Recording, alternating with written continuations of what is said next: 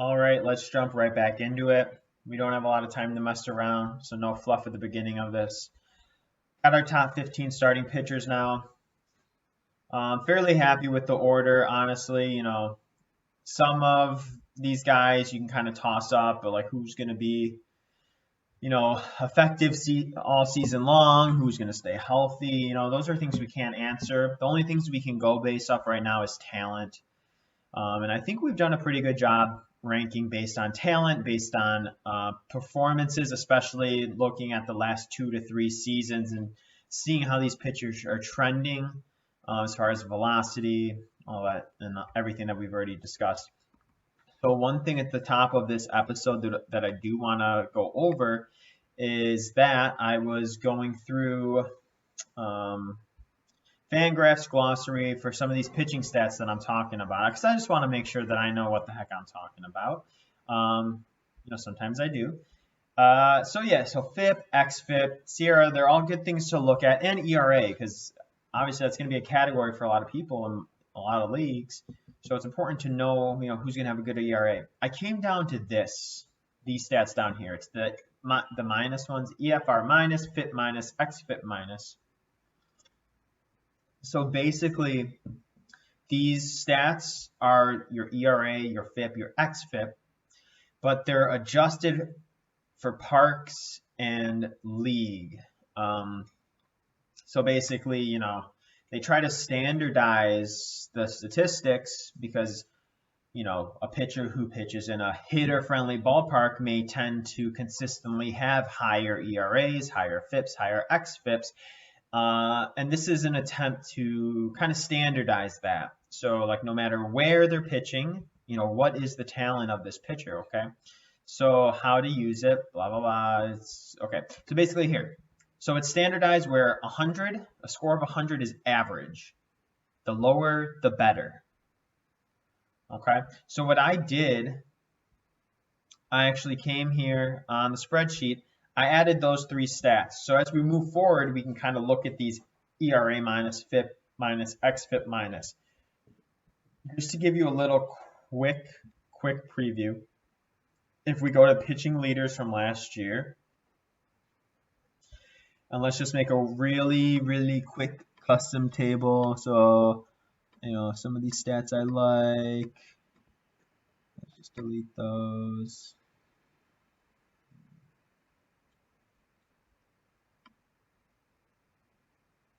Oh, sorry. Let's go to advanced. That's where they're under.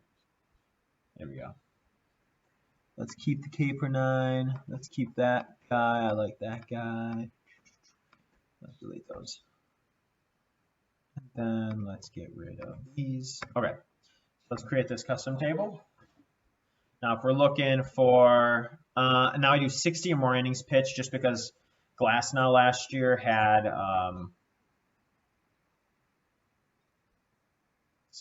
like 68, 69 innings pitched. So I don't want to factor him out because in those minimum innings, he's very effective. So now look what we can do. We can organize by ERA minus. Actually, if we just export the data. So here's a trick on Fangraphs.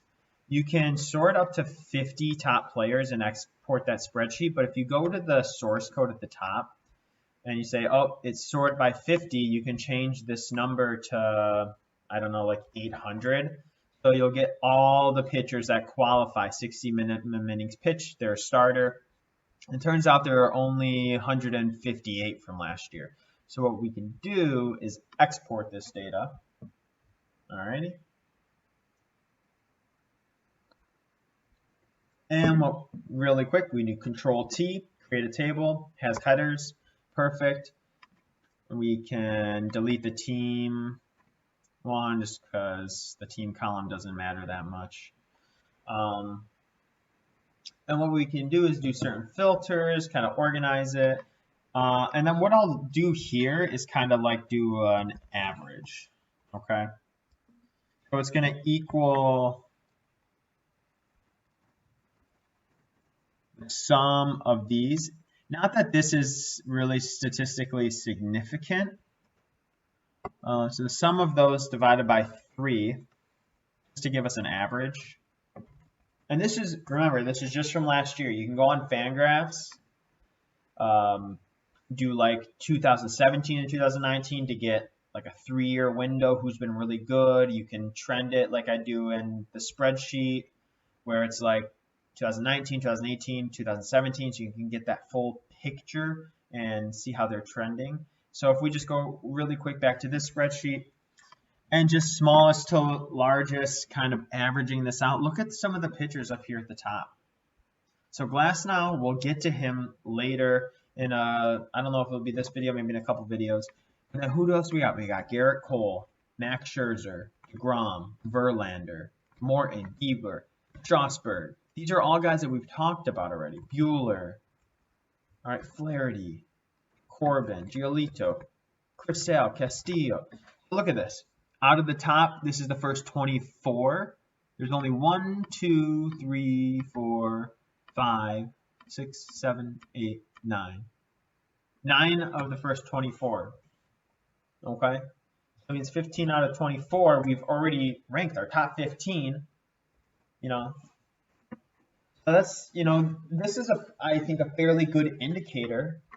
You know, you look at Tyler Glasnow, you look at Garrett Cole, it's a phenomenal season. Like a 70 for these stats was like very, very far above average. I think each percent or each number is like a percent above average. So he's like, you know, so far above.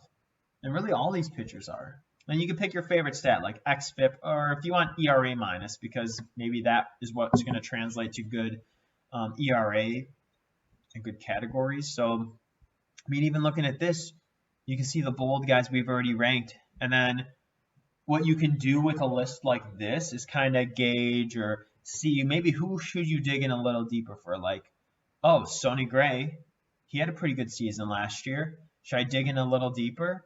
Like, then you can, you know, go to your spreadsheet. You can say,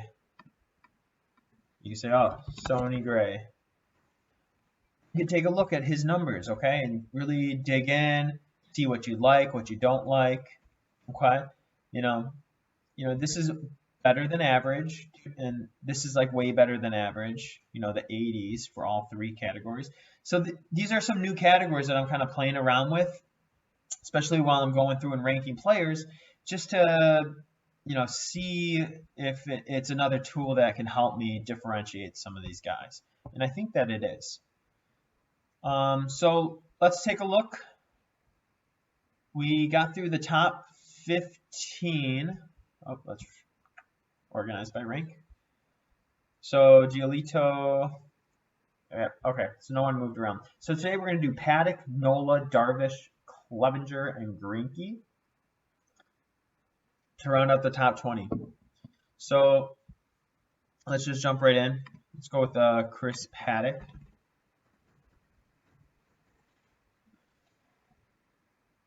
So Chris Paddock, first of all, important to look at innings pitched. Rookie season, breaking in with the Padres, he pitched 140 innings. So that's pretty solid, pretty decent. So I would expect, you know, as long as health is positive for him, that he'll get a full year's worth of work. Okay. And just looking at some of these stats, things I already like, he's above that 9K per 9 rate. You know, that's really a must for me because I need to have guys who are going to have good ratios. Yes, ERA and WHIP, I need that, but I want them to also be contributing towards strikeouts. So these kind of guys will. He's not in the elite level, but, you know, he's young, and I think that he can take some strides this year. But I love this, the walks per 9, sub 2 walks per 9. That's fantastic. And so even though his Ks aren't extraordinary, his K minus walk percentage with that very low walk rate, it's great. You know, above 21%, excellent. Okay. So then the FIP and XFIP, okay, we can kind of take a look at. So kind of going head to head against Giolito, you know, who are we going to take? Just looking at these new numbers that I like, you know, overall last year, Giolito had a better overall season is based on FIP minus, XFIP minus, okay? The ERAs ended up being similar. Remember, they're all standardized now, just looking at those. But let's take a look at hard contact. Giolito, better at limiting the hard contact, so that's something good. Fastball velocity, you see Lucas trending upward. We don't have a ton of work from Paddock, which is the one season, but 93.9 in your rookie season isn't too shabby.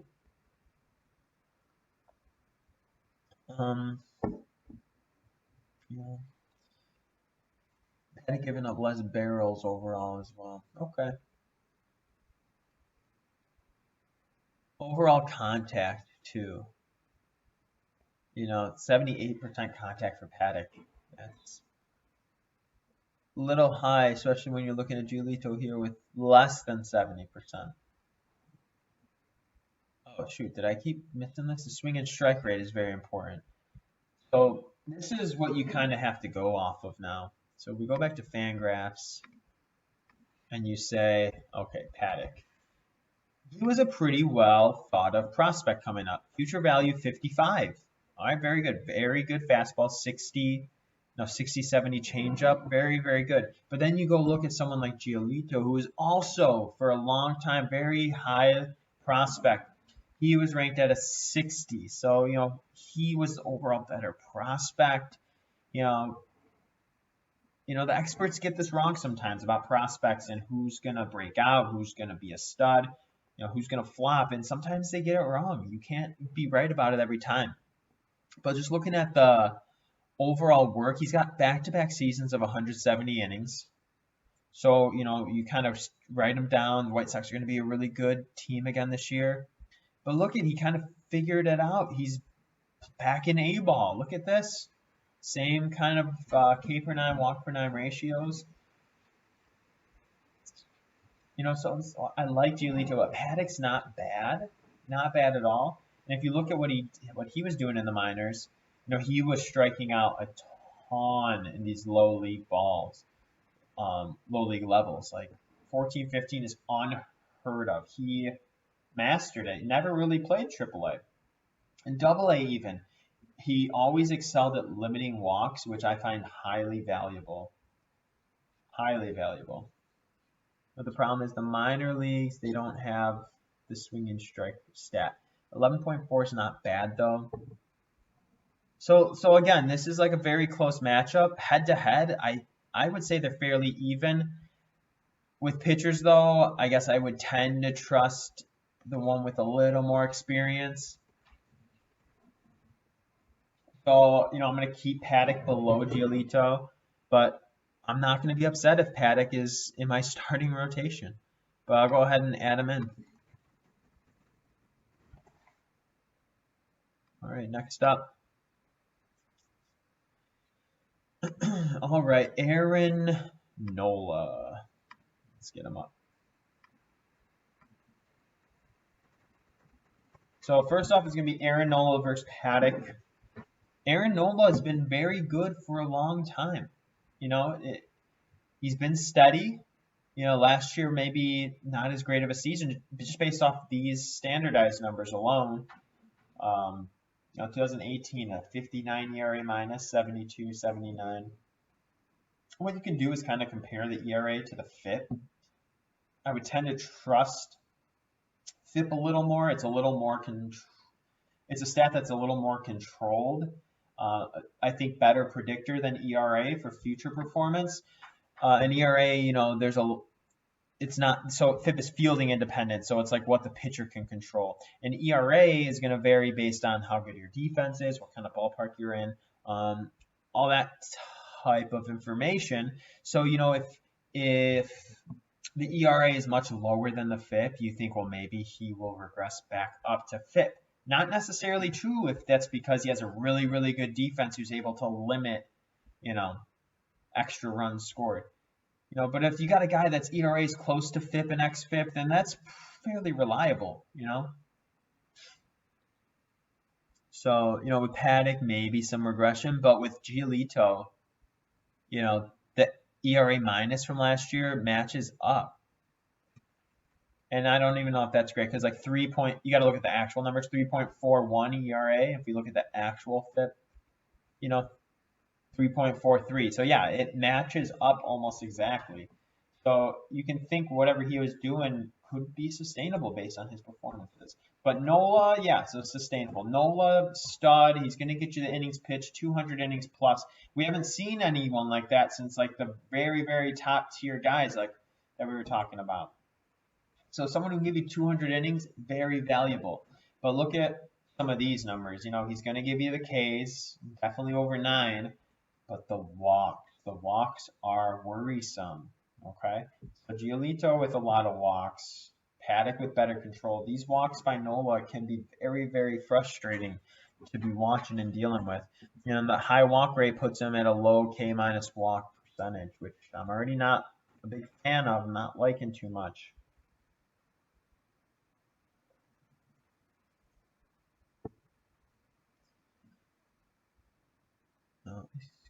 Inducing ground balls. Not very low contact. So no, I take that back. Not great there. Swing and strike like 11. Velocity's been consistent. Actually, it's coming up 92, 92.4, 92.9. And I know I just said when it's close and it's even, I'm going to take the guy with more experience. Like in this case, Giolito over Paddock. Nola's got more experience than Paddock, but looking at some of these numbers, I almost want the young guy more. Slightly better swing and strike percentage last year, better fastball velocity, and I think Paddock will improve that as well this year. Paddock with better FIP last year, better Sierra last year, excellent walk rate. Anyone who can limit walks, especially in the rookie season, coming up in the big leagues, not getting intimidated by the hitters, having a sub 2 walk per 9 rate, that's excellent. So I would be aware that possibly some regression would be due with the FIP and XFIP being higher than the ERA. Now remember, it's not always the case. He plays in a pitcher-friendly park, which is going to help limit some runs, and he plays with a fairly good defense as well. Tatis, Machado.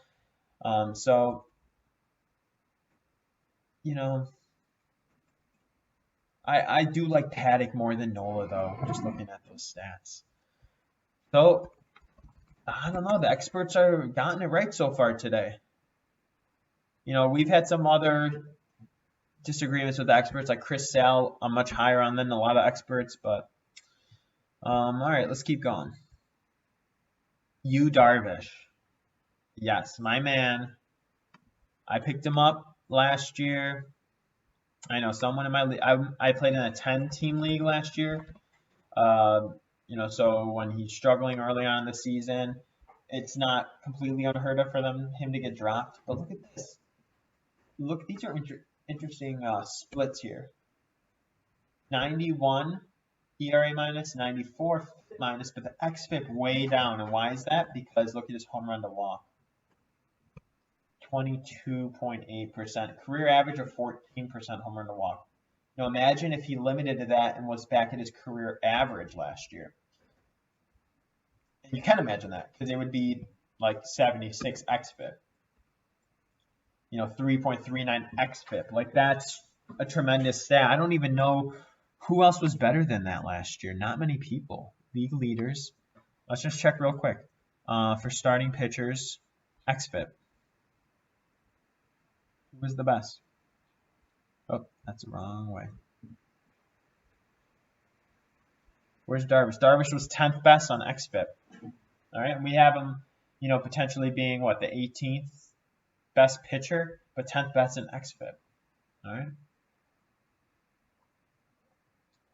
Okay. So this is what I really love about Yu Darvish, and he's been around the league for a while, so I want to take a look at some of his career stats just to get a good picture. So as far as ERA minus, FIP minus, XFIP minus, my new favorite stat, he's always been there, except this anomaly of a season. He only pitched 40 innings due to injuries, terrible walk rate, whatever, yada, yada, yada. Okay, but look at what he did here last year. He was below average. You know, he came in the league worried about walks, not great with the walks. Kind of learned how to control it. So 2.8 kind of looks like his new baseline. You know, the past 4 seasons, get rid of the injury season, 2.8 is like his new baseline. And his baseline, like 11 strikeouts. Like, okay, 11 strikeouts, 2.8 walks per 9. Like, that's not ideal, but it's sub 3. Like, I would definitely want my pitchers to be below 3 walk per 9.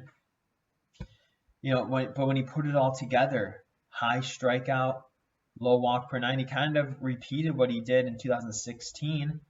23, almost 24 K minus walk percent. That's incredible.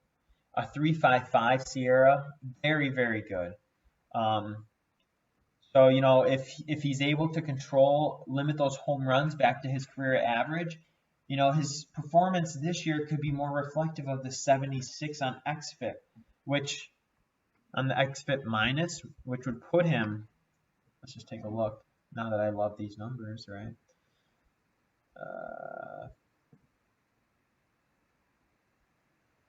Yeah, the 10th best.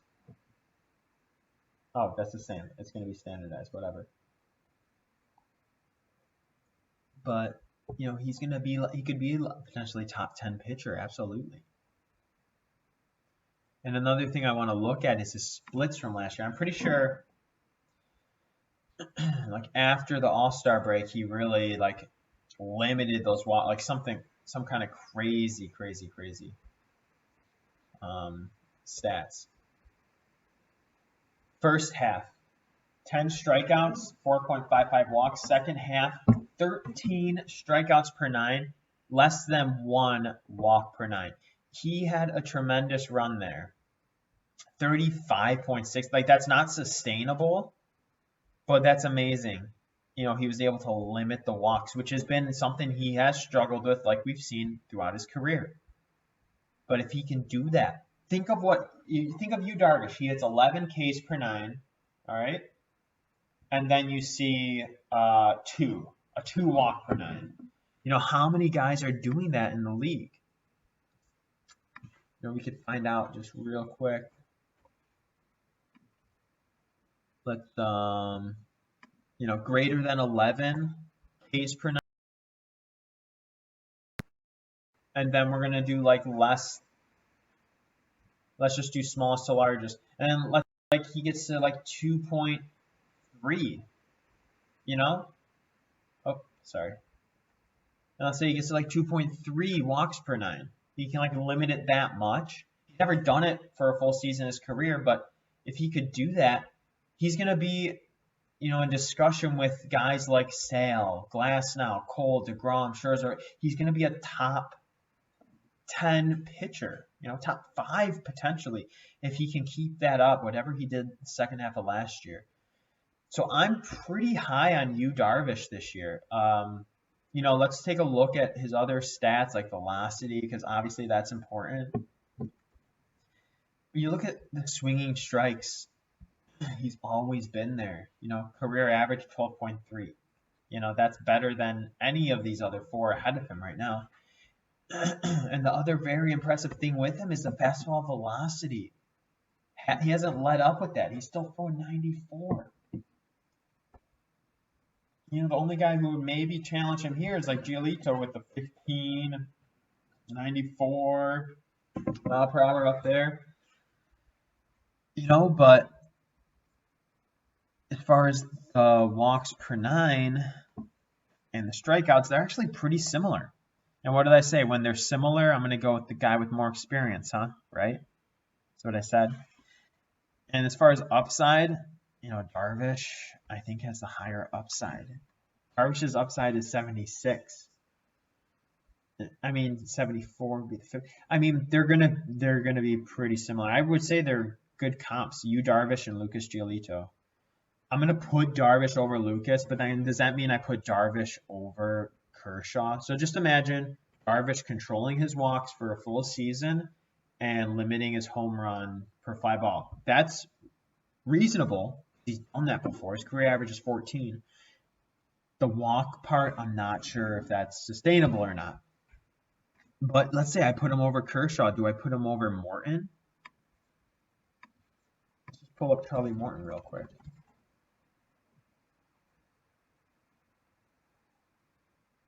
Morton's got a similar profile, 11 strikeouts, 2.6 walks. But Morton's had problems in his career with walks as well. So it's like, who are you going to trust more limiting walks, Darvish or Morton? Well, I would say maybe Darvish, because look at we just saw it. For the last 3 seasons, Darvish has really been under control. He's learned to control his pitches, except for this year, some injuries or limited action there. But other than that, he's learned to control. I like Darvish more than Morton. All right, let's keep working our way up. How high can he go? Can he dethrone Patrick Corbin? Let's put Patrick Corbin up here.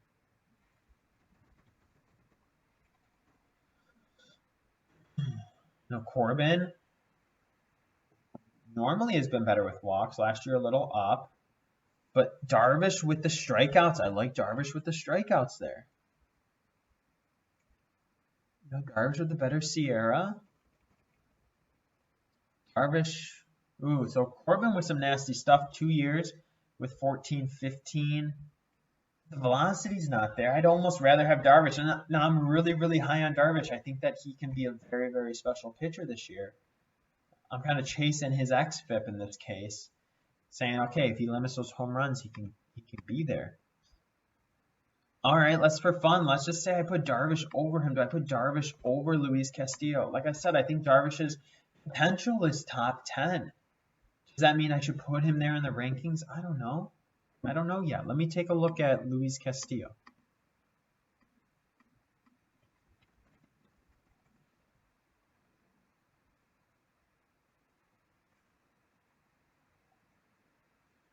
Now, Luis Castillo, I think what he did was fairly sustainable last year. Both going to give you innings. Castillo has also struggled with the walks. So again, I think Darvish's upside is way, way higher.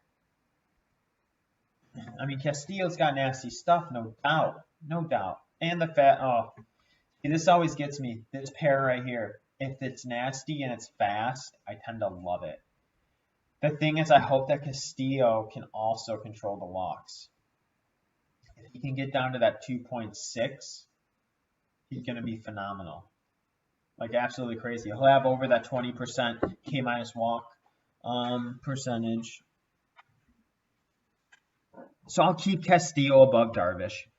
But remember, I'm very, very high on Darvish. I think that he could potentially, he's a guy like outside the top 10 currently in rankings that I think is like most likely to break into the top 5 by the end of the year.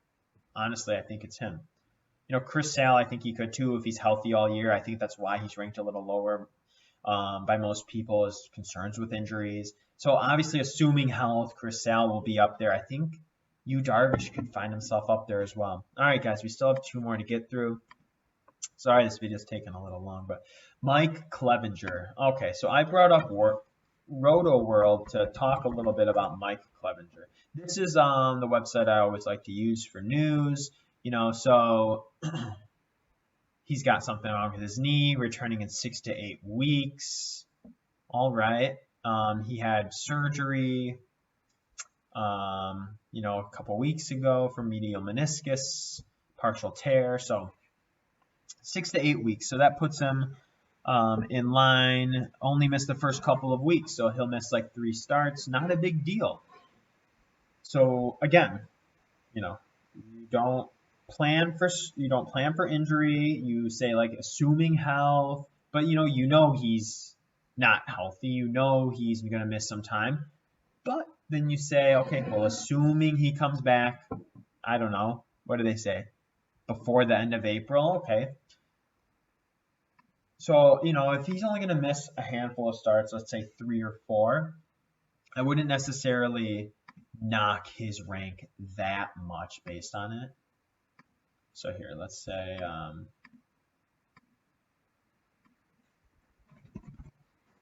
Mike Clevenger. He had an amazing season last year. Look at this. Almost no one can compare to this. 56, 55, 68. Are you kidding me? That's incredible. Like, did this show up here in this one? Yeah. He was the fourth best as far as the average ERA, FIP, xFIP. The fourth best.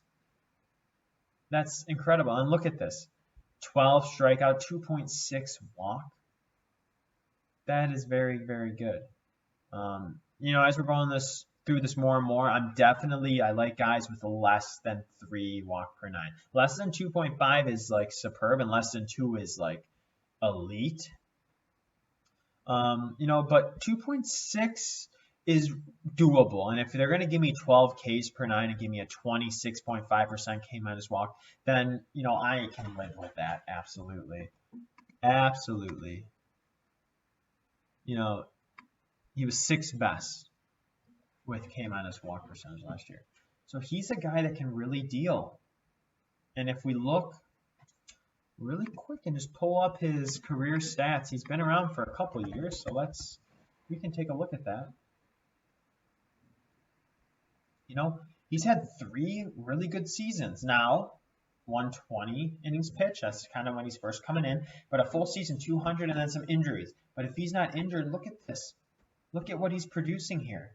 All sub 100s, all above average, but the xFIP's always higher than the ERA and FIP. But that's probably because, and you can anticipate this, that the home run to fly ball is going to be below league average, but he's always below league average. He can limit home run to fly ball ratio, So whatever he's doing, he's able to, and it's sustainable, he's able to over and over again each season limit it. So I would trust the FIP more for him. And his FIP last year was very reflective of ERA. So I don't see a need for much regression, to be honest. 3 seasons in a row above 9. So I like that. His career average is 10 Ks per 9. Excellent. He really limited the walks last year. Before that, not so much. So you kind of have to ask yourself, what kind of Mike are we going to get in 2020? Is this injury to his knee going to affect his delivery, going to affect his arm slot, going to affect his accuracy, essentially? So you got to think about that and decide for yourself whether or not you're worried about that. The swing and strike's always been there. He's always had nasty stuff, 12, 12, 15 last year. Get out of here. That's amazing. And then look at what he did to that velocity, 95.5 and 15. So honestly, assuming health, that alone, that reminds me of who we just talked about, Luis Castillo. 95.5, 15, swinging strike, but better with the walks, at least last year. Better with the strikeouts on Luis Castillo. He's got to be above him. Absolutely. He's got to be above Luis Castillo. That's just by default, okay? Because we just talked about him. I'll even pull them up so that we're not confused.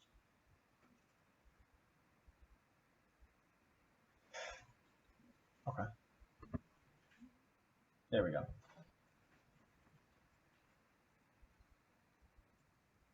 So, K per 9, Mike Clevenger. Walk per 9. Now, career average is worse, but last year, better. And I'm going to bet that Clevenger can control it again. Better A minus walk.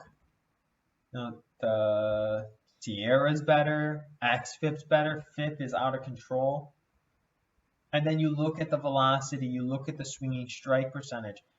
He can deal just as well, if not better than Castillo. So absolutely. And that 95, mid-90s heat, I love it. I mean, maybe not as great as Castillo, but very, very good.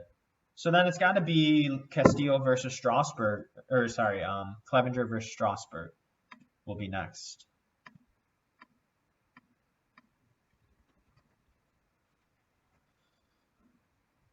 The Strauss. Okay.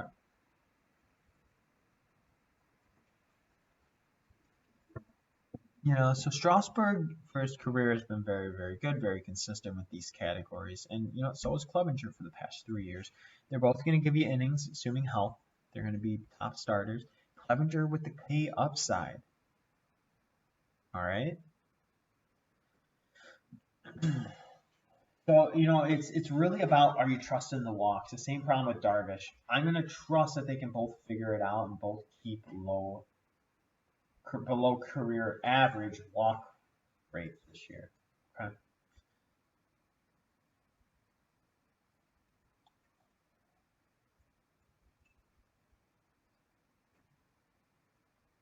Look at the velocity. Look at the swing and strike stuff. So maybe this is where I kind of say like, well, maybe this knee might bug me a little bit. Honestly, if he was 1,000% healthy, Mike Clevenger would be like this Flaherty Bueller range. Absolutely.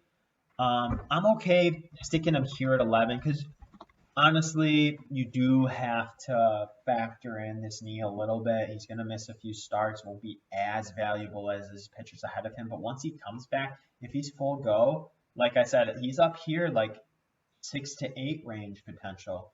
Like him and Bieber on the Indians, like awesome duo. It's going to bring you back to like the Kluber Carrasco days.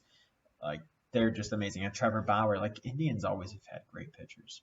All right, one more guy to go through in this video, and that's going to be none other than Zachary Greinke. I'm going to tell you now, not big on Zach Greinke. You'll see why almost immediately.